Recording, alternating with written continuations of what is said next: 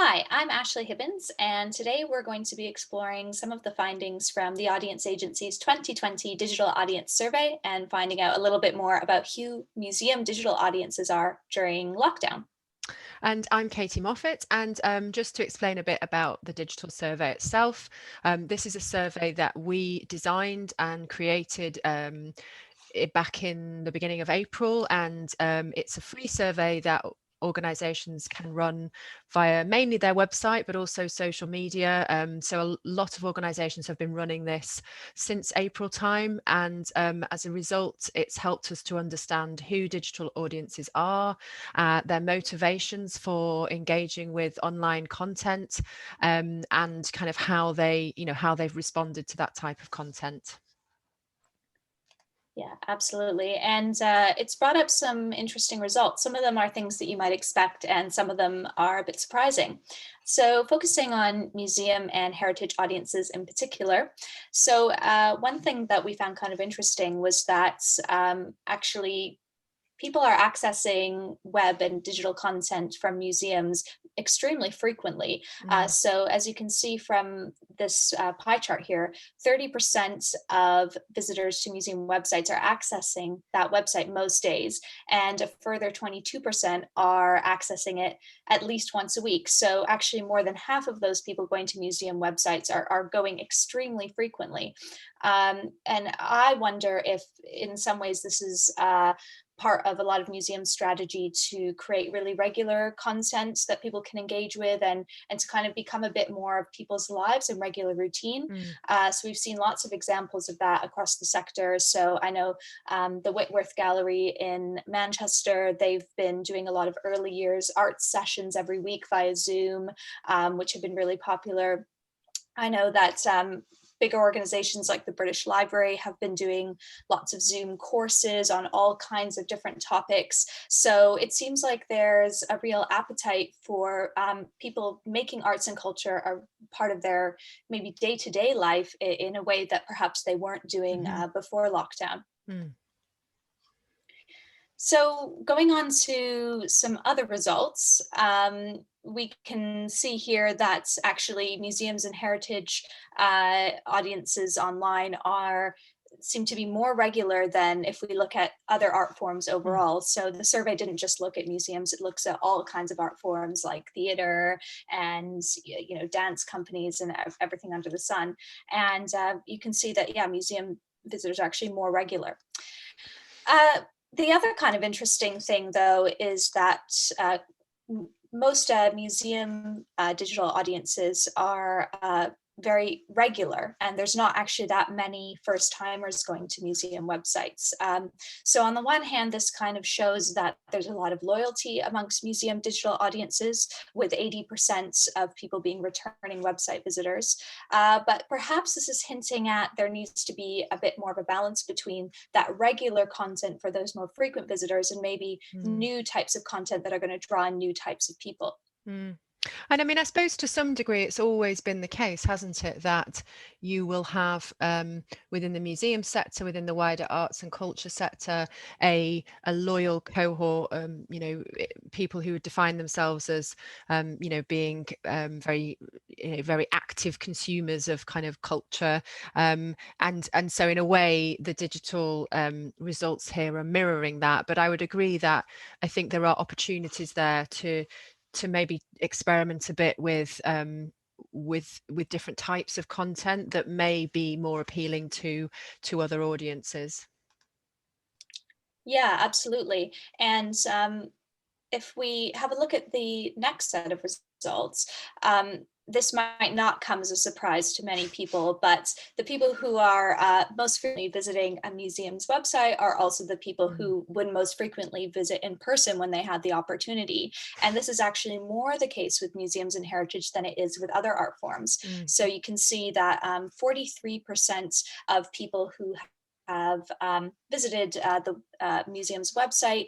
They also visited it at the museum in person in the last 12 months. Mm. So that again is showing a real sense of loyalty amongst museum audiences and also an understanding that museums have of what their existing audiences want. But Mm. again, it might sort of hint at the fact that there might be some inspiration that museums can take from other art forms in terms of engaging maybe new types of people online that they weren't reaching in person. Mm. And this next slide really just kind of backs that up, doesn't it, Ashleigh? You know, it's again, the more likely, the more people come in person, the more likely they were to engage online. Yeah, absolutely. Yeah, so let's move on to talk about kind of motivation and why, you know, why people were drawn to kind of museum websites and arts and culture websites more broadly. Yeah. So some really interesting findings here, I thought. So we can see here the purple bar shows us what museum and heritage digital audiences were motivated by, and the pink bar shows the kind of art forms overall. So that's across the entire arts and culture sector.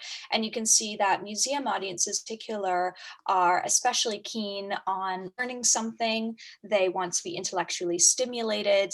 They want to discover something new and out of the ordinary. And to me, that really reflects the huge rise we've seen during COVID of people wanting to take up new at-home skills, new hobbies, really kind of focusing on that personal development aspect, whether it's baking or crafting, etc. And we've seen lots of nice examples of that. Lots of museums across the country are doing free online lectures. They're doing lots of how-to videos.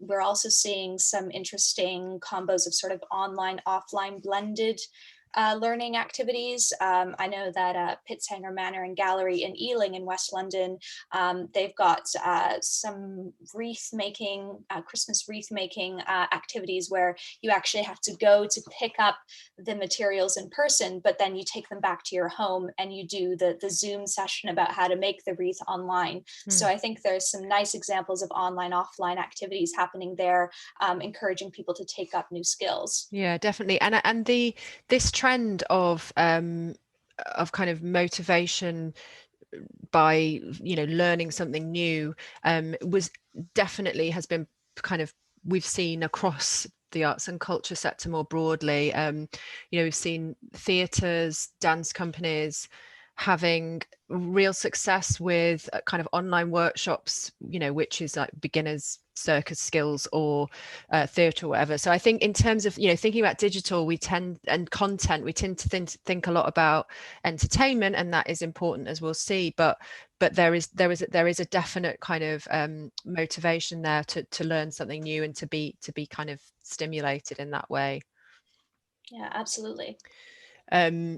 Interestingly, not so much in a kind of professional context. I mean, again, to some degree, it may seem somewhat obvious when you consider that a lot of people will have been, and sadly still are, on furlough. So in a sense, there's a kind of a lesser sense of I'm doing this as part of a professional need.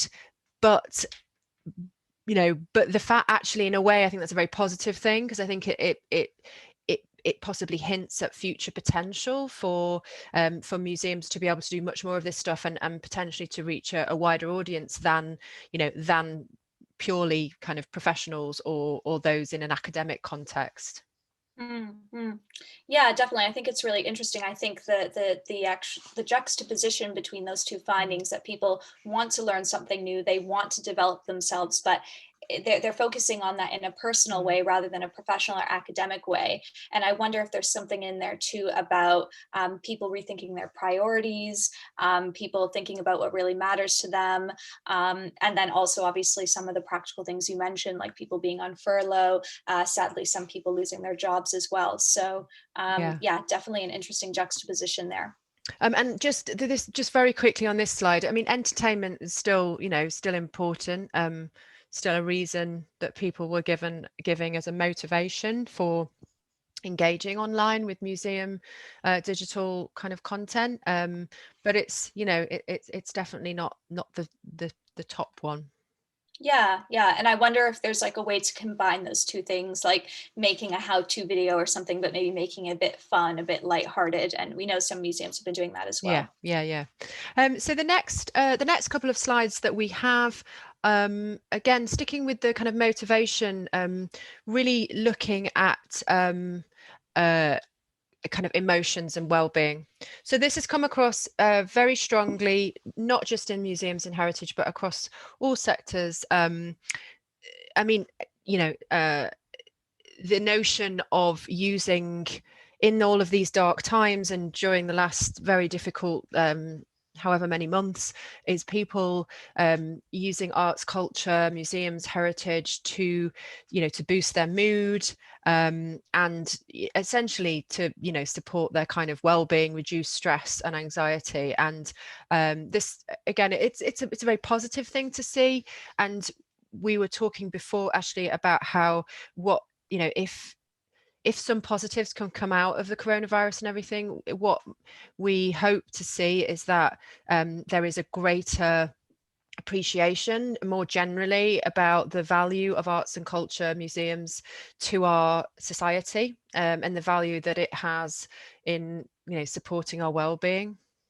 Yeah, absolutely. You know, I think that the kind of the connection between arts and health and arts and well-being is something that the museum and wider arts sector has been thinking about for a while now. Mm. But I think that, yeah, as you say, one silver lining out of this pandemic might be that the general public and audiences start to understand this a bit more as well, and maybe start to value it a bit more, as you say. Mm. And I think we are almost there in terms of our findings. So Ashleigh, Yeah. did you want to talk, this is kind of quite interesting in terms of the sort of makeup of the audience. So like, who is the audience in a way? Yeah. So just thinking a little bit about more about who digital audiences are in museums. As we can see, they, compared to arts and culture as a whole, they're more likely to be white, although in general, all arts online audiences are extremely white. As you can see with the column to the right, it's 95 versus 91%. So it's not Mm. really that good in either case, but especially so for museums. Museum digital audiences also tend to be older, with more than half Mm. are over 55. I found that quite interesting. I thought that was even a little bit of a myth buster moment for me, because I think we often make the assumption that digital audiences are going to be mainly younger, and I think, you know, the pandemic has changed that a lot. Yeah, And I it's know, really Katie, that changed it. Yeah. you have some thoughts about that as well. Yeah, well, I mean, I think, you know, I think what we've all seen is, if you go back 12 months and you'd have asked people to jump on a Zoom call or to join a workshop online, not to generalize, but certainly there would be a huge swathes of like an older generation who would really struggle with that. And I think now what you find is, you know, a massive amount of the population who are now comfortable with things like Zoom, and that's fantastic in terms of, again, what it might mean for the future and engaging with those types of audiences. I know, you know, I know other organizations across different art forms have also seen an increase in audiences in an older age range, and in a younger age range. But the younger age range, this isn't actually specifically in here, but one of the things that the survey found generally was that younger audiences tended to want something that was made for digital, so a kind of digital first experience, whereas Mm. older audiences were happy with, you know, with a kind of, in the case of performing arts, a more, you know, like live streaming, or I guess, you know, with, you know, museums, that something that they felt more familiar with. So again, you know, so some interesting insights, I think, in terms of taking this forward. The certainly, as you say, Ashleigh, I think that for museums, this profile um, is fairly skewed, obviously, and it, although there are similarities with other art forms, with performing arts, for example, it does have a more balanced age demographic. So there is definitely Mm. a bias there with museums. Hmm. Yeah, it's quite interesting. And the other thing that really stood out to me was that museum digital audiences are more likely to have a disability than art forms overall. We have 18% versus 13%. Hmm. And if I remember correctly, I think 18% is around, or maybe even slightly higher than the national percentage The of people. population, yeah. Yeah, of the population of people with a disability.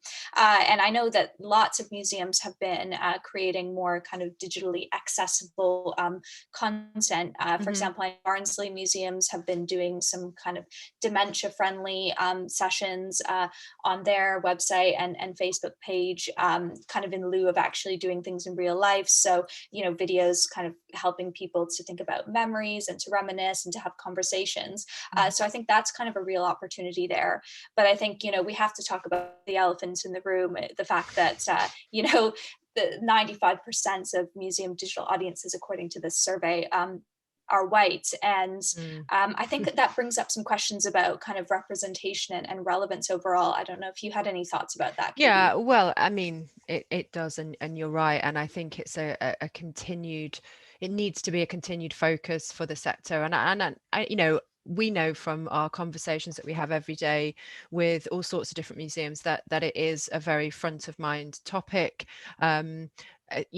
Essentially when we've worked on, we have worked on some projects before that have really explored this issue a bit more, and it really is about relevancy of content, about really being sure that you are serving those audiences that you seek to reach in the content that you're putting out there. So again, it's a sort of obvious thing to say, but these when you see stats like this, you realize that if you're not specifically thinking about those things, it can be easy to sort of end up with stats that show a bit, quite a significant skew towards one type of audience.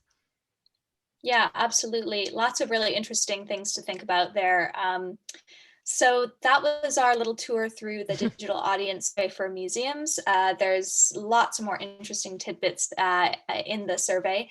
So if you want to know more, you can go to theaudienceagency.org, or you can always get in touch with us on Twitter.